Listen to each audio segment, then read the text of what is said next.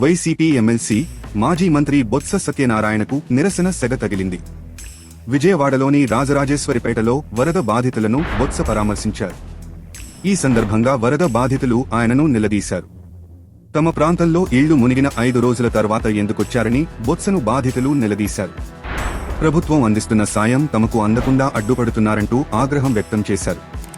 వరద బాధితులకు ఇప్పటి వరకు వైసీపీ ఏం చేసిందని ప్రశ్నించారు. ఈ సందర్భంగా బొత్స స్పందిస్తూ అధికారంలో లేనివాళ్లం ఏం చేస్తాం అంటూ అక్కడి నుంచి కదిలారు. వైసీపీ ఎమ్మెల్సీ మాజీ మంత్రి బొత్స సత్యనారాయణకు నిరసన సెగ తగిలింది. విజయవాడలోని రాజరాజేశ్వరిపేటలో వరద బాధితులను బొత్స పరామర్శించారు.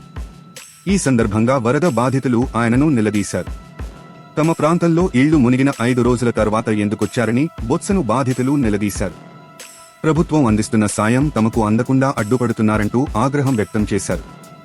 వరద బాధితులకు ఇప్పటి వరకు వైసీపీ ఏం చేసిందని ప్రశ్నించారు. ఈ సందర్భంగా బొత్స స్పందిస్తూ అధికారంలో లేనివాళ్లం ఏం చేస్తాం అంటూ అక్కడి నుంచి కదిలారు. తాజా సమాచారం కోసం లైక్ చేయండి, సబ్స్క్రైబ్ చేయండి, నోటిఫికేషన్ల కోసం గంట సింబల్ ఆన్ చేసి పెట్టండి.